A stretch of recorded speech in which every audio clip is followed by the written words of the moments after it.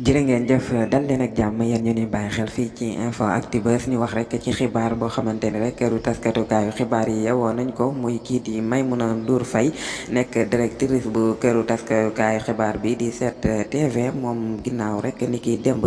émission bi nga xamante ni rek doon na ko amal ak kii di député Farba Ngom bay ñibbi rek fële ca këram am benn waay bu ko dab rek dal di koy jam paako ba jamono ji ñuy wax ak yéen bu ñu sukkandikoo ci ay naataangoom ak i liggéeyan katam ñi xam ne kat mu ngi hôpital nekk en urgence maanaam sauvetage moom kii di Maimouna Ndour Faye mu nekk mbir boo xamante ni bettu ko benn yoon parce que kat moom yàgg na koy xamle ni kat moom cible la bokk na ci ñi nga xamante ni rek ñu ngi jot ay menaces yoo xamante ni rek